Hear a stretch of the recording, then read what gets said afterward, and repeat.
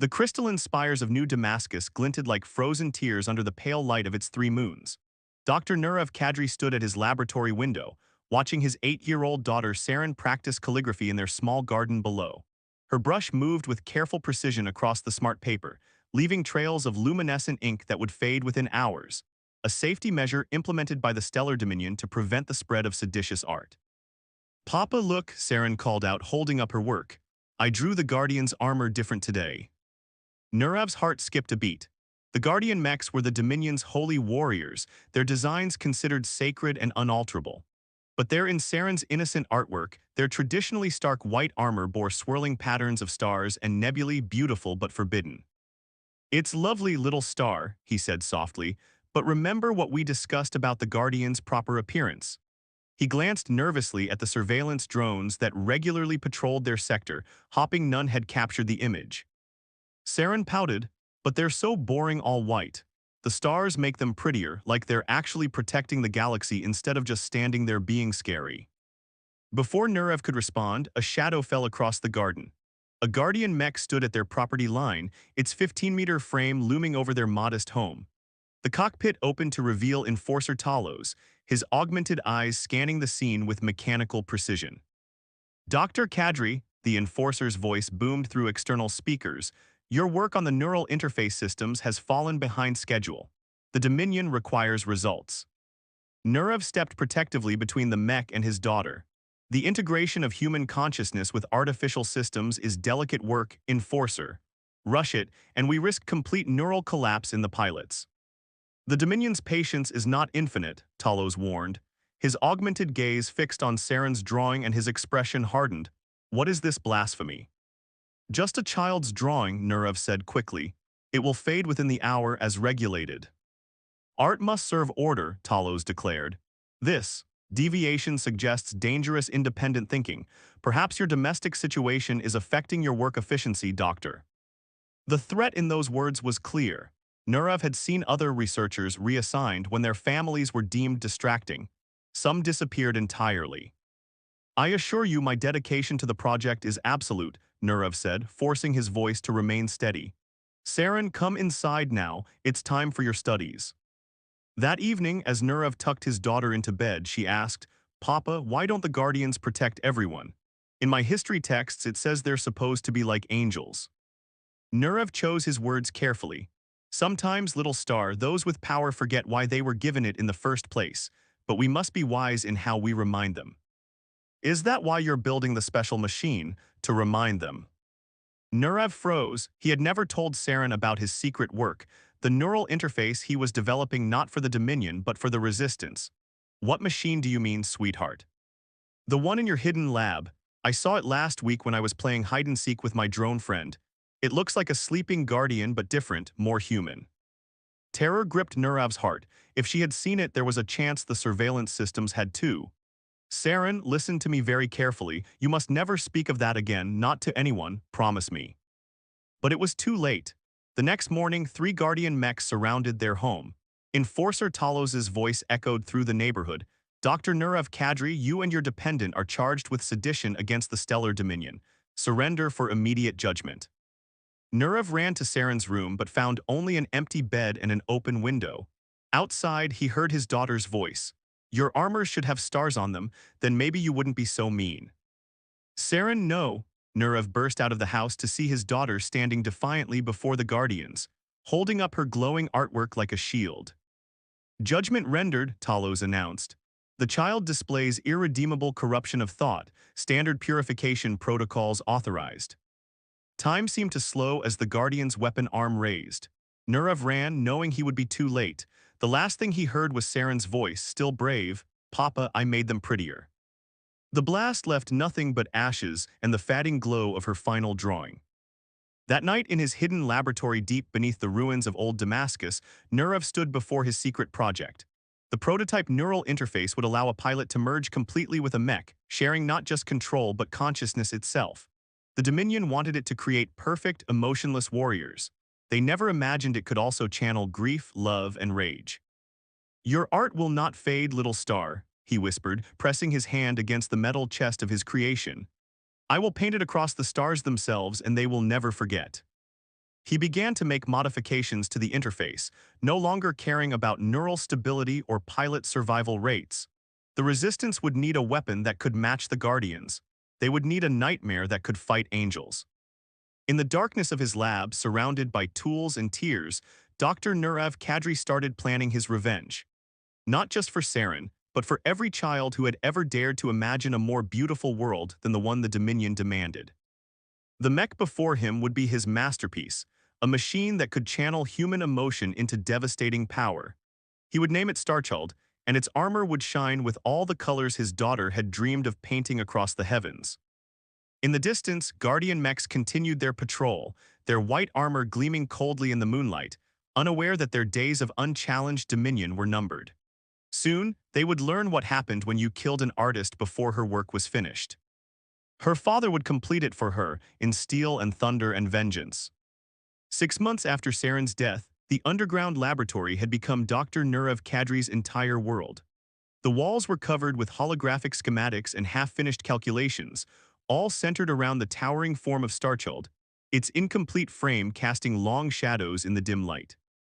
"Your neural interface design is revolutionary," said Rook Blackwood, studying the data streams floating before them. The Resistance's master engineer ran her scarred hands through her silver-streaked hair, her cybernetic eye whirring as it analyzed the specifications. "But the emotional feedback loop you're proposing, it could kill the pilot." "I'll pilot it myself," Nurev replied, not looking up from his work. "The interface needs to channel both conscious thought and subconscious emotion, raw, unfiltered human experience." Rook placed a hand on his shoulder. "Nurev, I understand your pain. We all lost someone to the Dominion, but this isn't just about revenge anymore. The Resistance needs this tech to work long-term." Finally, he turned to face her. "You're right, it's not about revenge, it's about justice. About showing them that everything human they tried to erase, art, emotion, individuality, can become a weapon against their precious order." The lab door hissed open, admitting Pascal, their resident AI specialist. His dark skin was dotted with neural interfacing ports, testament to years of dangerous experimental work. "The latest simulation results are in," he announced. "The emotional amplification circuit is stable, but—" He hesitated. "But what?" Nurev demanded. "But it's reaching levels we've never seen before. The raw output could overwhelm any normal mech frame. We'd need something stronger, something built to channel that kind of power." Rook's cybernetic eye glowed brighter. "I might have a solution. Before the Dominion banned independent engineering, I was working on an experimental alloy, self-repairing, emotion-reactive. They called it heretical technology." "Emotion-reactive metal," Pascal looked skeptical. "That's impossible." "Not metal," Rook corrected. "Something better, but getting the materials would mean raiding a Dominion vault. High risk." Nurev walked to Starchild's incomplete form, placing his hand against its chest plate where the neural core would eventually sit. "Saren once asked me why the Guardian's armor was all white. She said it should reflect the stars they were meant to protect." His voice grew harder. "Tell me what you need for this alloy, I'll get it." The heist was planned for 3 days later. Under cover of darkness, Nurev and Rook infiltrated the Dominion's metallurgical storage facility, while Pascal ran interference with their security systems. Years of research work had given Nurev intimate knowledge of the facility's layout. "The compound we need is in Vault 7, Rook whispered as they crept through shadow-filled corridors. "Quantum-stabilized metamaterial. The Dominion hoards it because it can bond with human consciousness through the right interface." They reached the vault door, its surface marked with the Dominion's stark geometric patterns. As Pascal's virus disabled the security, Nurev noticed something that made his breath catch, a small, faded drawing on the wall beside the door. A child's art somehow survived the auto-erasing protocols. Simple stars and swirls like Saren used to draw. "Nurev, focus," Rook hissed, but she saw what he was staring at and her expression softened. "There are more of us than they know, more who dream of colors in their white world." The vault opened with a soft hiss. Inside, containers of shimmering material lined the walls, their surfaces rippling like liquid starlight. As they began carefully transferring the precious cargo to their transport cases, alarms suddenly blared. Pascal. Rook activated her comm. "What's happening?" "Manual override," Pascal's voice crackled. "They're deploying Guardians, get out now." They ran, their cases of stolen metamaterial weighing them down. Behind them, the heavy footsteps of Guardian mechs echoed through the facility. As they reached their escape route, a familiar voice boomed through external speakers. Dr. Kadri, Enforcer Talos's guardian mech blocked their path, its white armor gleaming. Your corruption spreads like a disease. The punishment for theft from the Dominion is death. Nurav stepped forward, anger burning away his fear. Like the death you gave my daughter for daring to dream of beauty. The child's purification was regrettable but necessary, Talos replied. Order must be maintained. Order? Nurav laughed bitterly. You mistake control for order. True order emerges from chaos, from freedom, from the very emotions you fear. He pulled a device from his pocket, a prototype neural disruptor he'd been saving for an emergency. The blast of focused electromagnetic energy made the Guardian mech stagger, its systems momentarily confused. It was enough. They escaped into the maintenance tunnels, the stolen metamaterial secured. Back in the lab, weeks later, Starchild began to take its final form. The emotion-reactive alloy bonded perfectly with the neural interface, creating armor that rippled with subtle colors that shifted with nearby emotional states. Its frame was sleeker than the bulky Guardians, built for speed and adaptability rather than raw power. The synchronization tests are off the charts, Pascal reported, monitoring the readings. The emotional feedback is amplifying the neural connection far beyond normal parameters. It's not just a machine anymore, it's something new. Rook walked around the completed mech, admiring how the surface of the armor seemed to flow like liquid starlight. We've created something they never could, because they don't understand that humanity's greatest strength is the very thing they try to suppress, our capacity to feel. Nurav stood before his creation, remembering Saren's final moments. The neural interface would let him channel not just his consciousness, but his grief, his love, his rage. Starchild would be more than a weapon.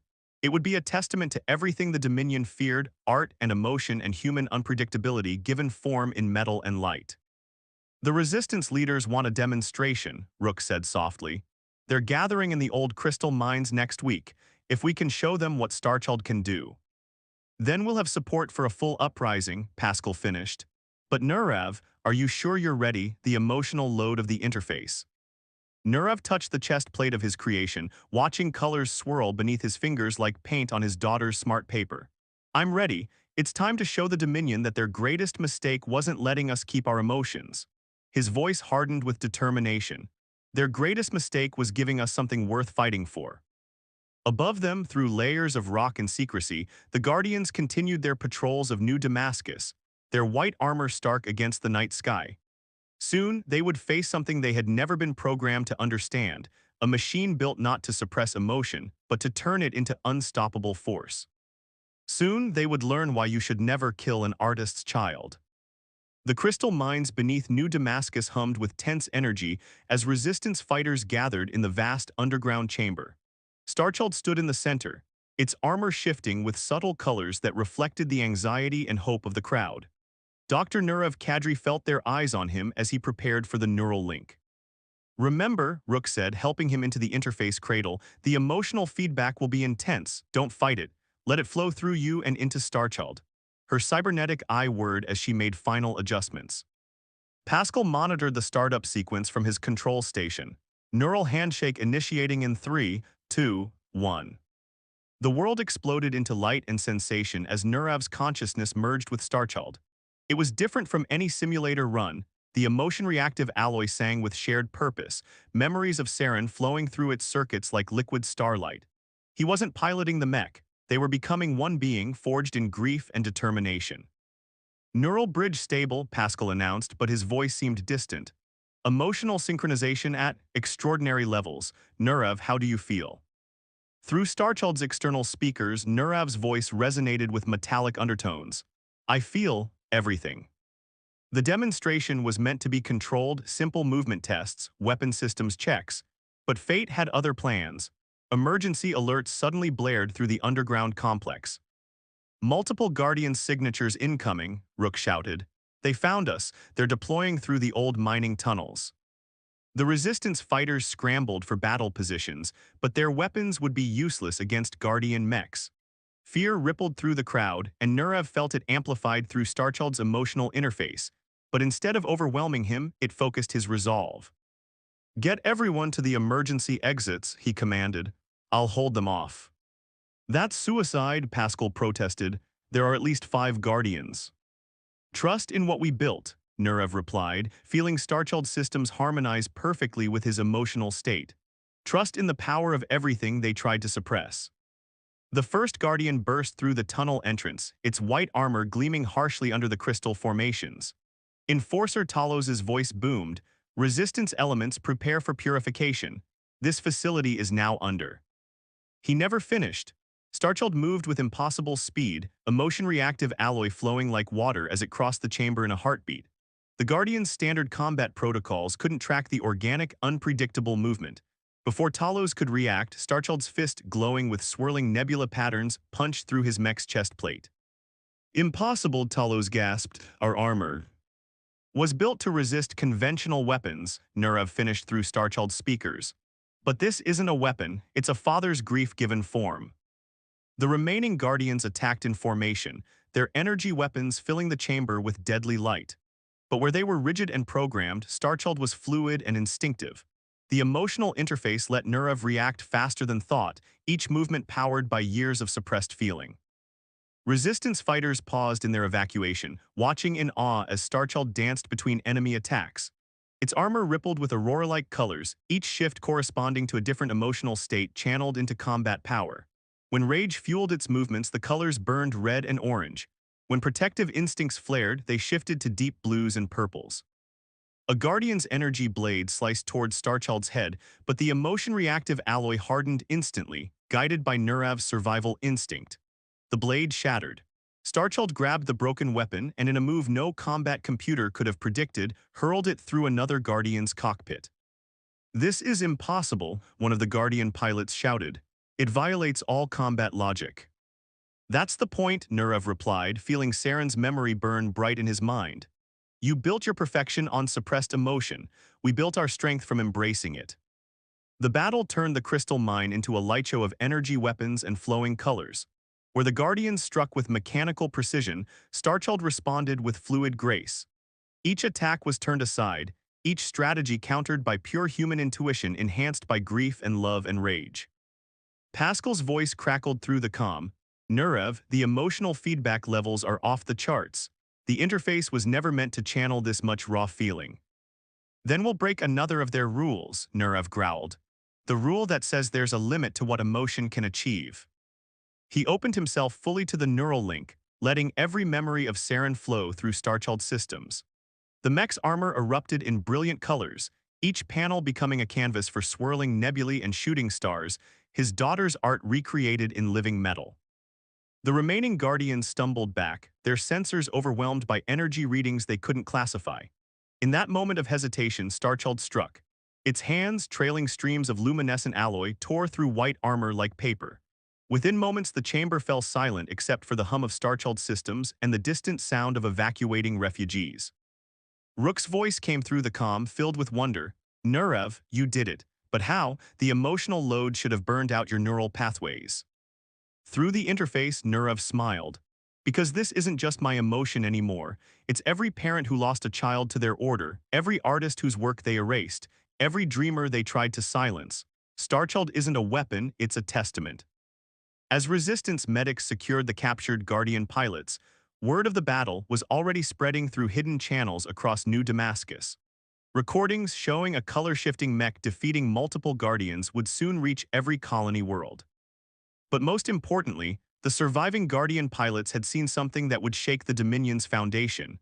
Emotion and art turned into unstoppable force.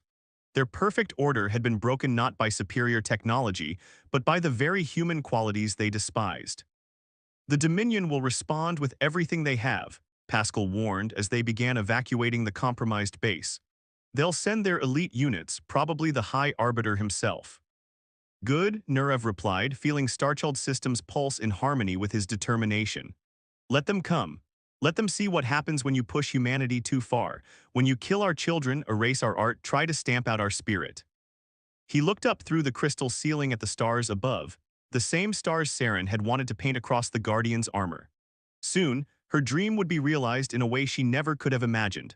Her father's creation would paint the galaxy with light and color, reminding everyone that the brightest stars burn in defiance of the darkness.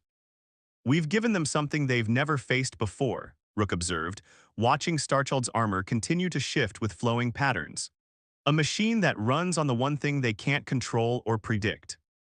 What's that? Pascal asked. The human heart, Nurev answered, feeling Starchild pulse in agreement. And they're about to learn just how powerful that can be. Word of Starchild's victory spread through the colony worlds like wildfire. In hidden places, people began drawing colorful mechs on walls before the auto-erasure protocols could activate. Children whispered about the machine that painted with starlight. The Dominion's perfect order was developing cracks. 3 months after the Crystal Mine battle, Nurev stood in the Resistance's new base, watching recruitment numbers scroll across holographic displays. Pascal's fingers flew across control panels as he coordinated their growing network. Another successful raid on Helios Prime, Pascal reported. The Resistance cells there used our neural interface designs to hack 2 Guardians. They're not as advanced as Starchild, but they prove the technology works, Rook finished, entering the command center. Her cybernetic eye glowed with satisfaction. More importantly, they prove that emotion can beat programming every time. Nurev touched the small piece of smart paper he kept in his pocket, Saren's final drawing, preserved through specialized shielding. How many civilian casualties? A heavy silence fell. Finally, Pascal spoke. 3 families in the residential district. The Guardians didn't discriminate with their counterattack. The news hit Nurev like a physical blow.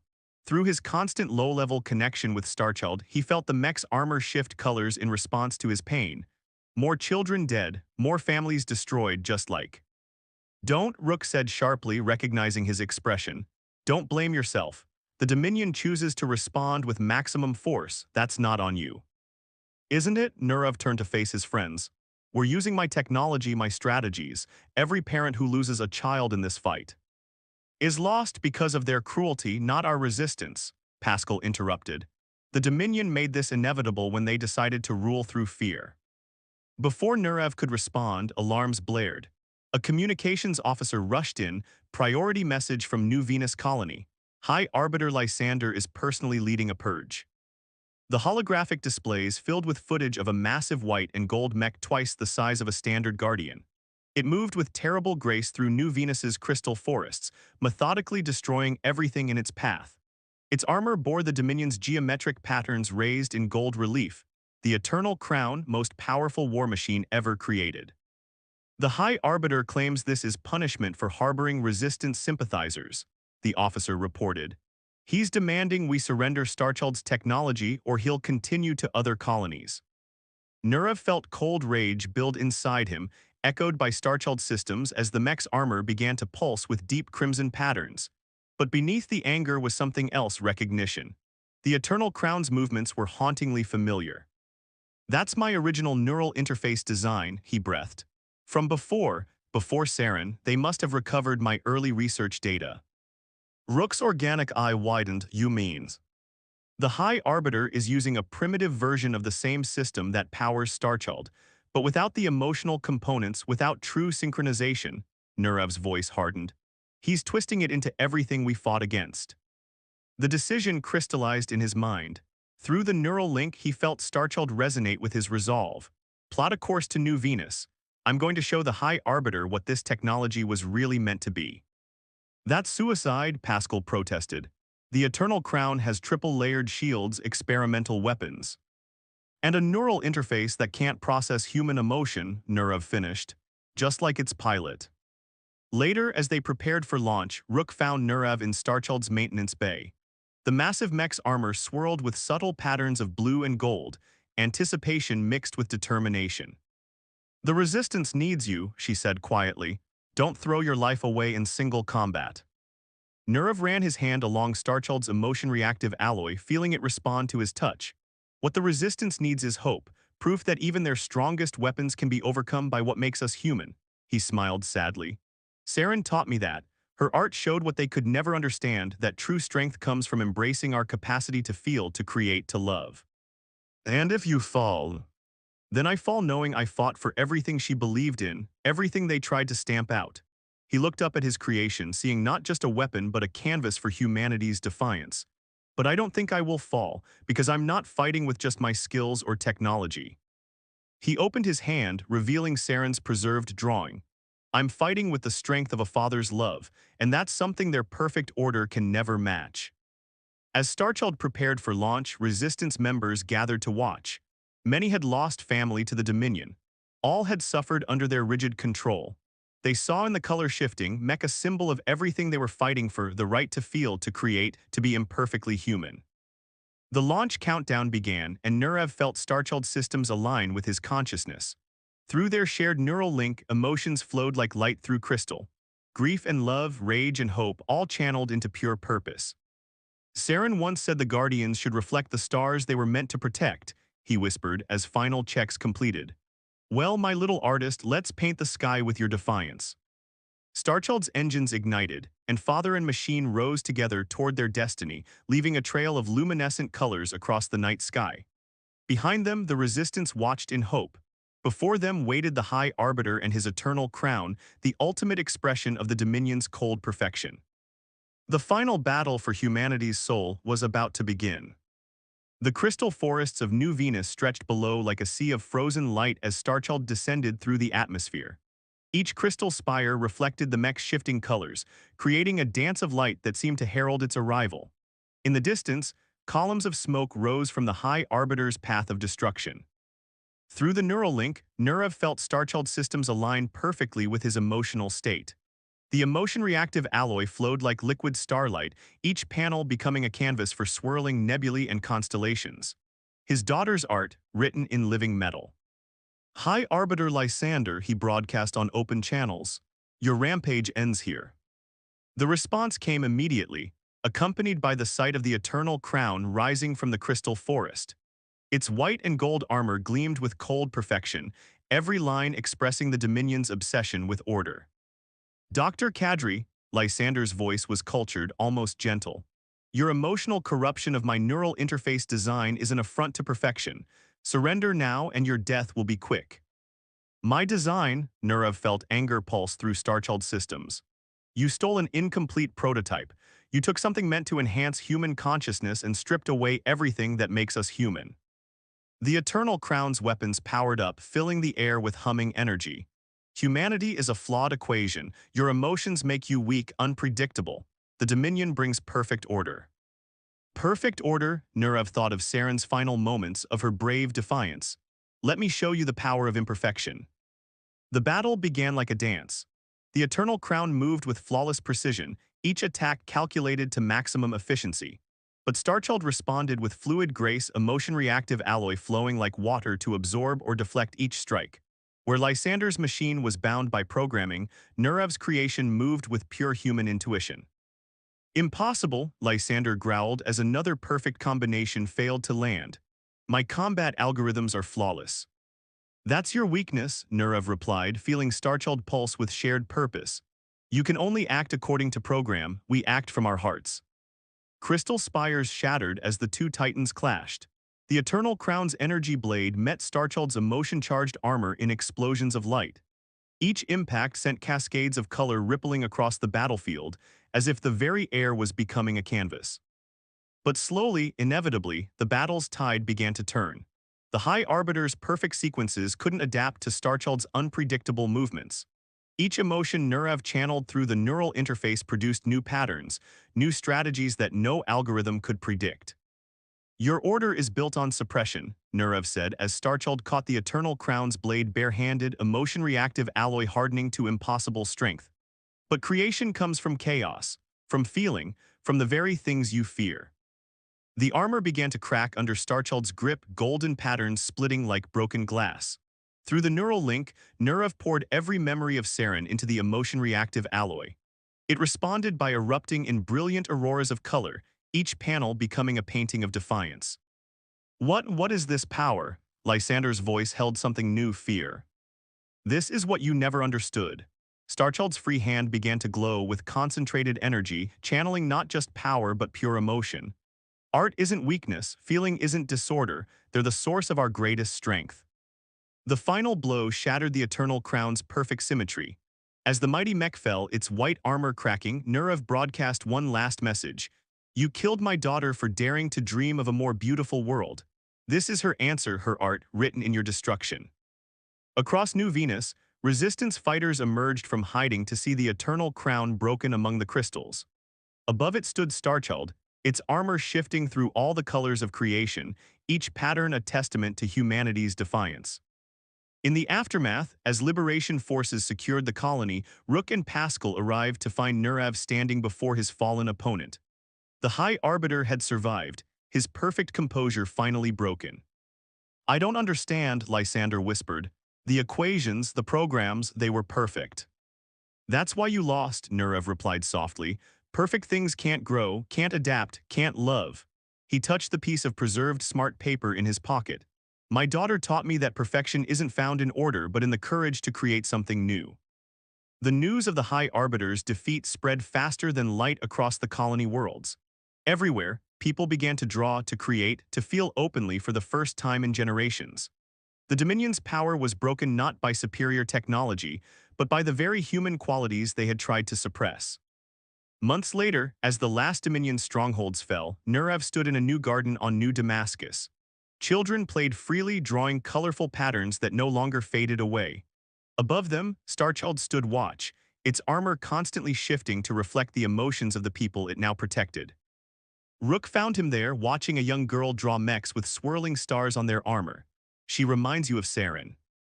"They all do," Nurav smiled. "But now they can create without fear, dream without limits." He looked up at Starchild, seeing how its colors danced in harmony with the children's art. "We didn't just win a war. We reminded humanity of its greatest strength, the power to feel, to imagine, to love." "And the Dominions. They'll learn or they'll fade away, relics of a time when we feared our own hearts." Nurav watched the girl finish her drawing, a guardian mech transformed by flowing colors and stellar patterns. Saren's dream lives on, not just in Starchild but in every child who dares to imagine a more beautiful world. As evening fell, the crystal spires of New Damascus caught the light of its three moons, transforming the city into a shimmering canvas. And among the stars, Starchild stood eternal, its ever-shifting colors a reminder that humanity's greatest strength lies not in perfect order, but in the beautiful chaos of the heart. In the end, a child's simple dream of making the stars dance had changed the galaxy forever. And somewhere, Nurav knew, Saren was smiling at the colors her father had painted across the heavens in her name.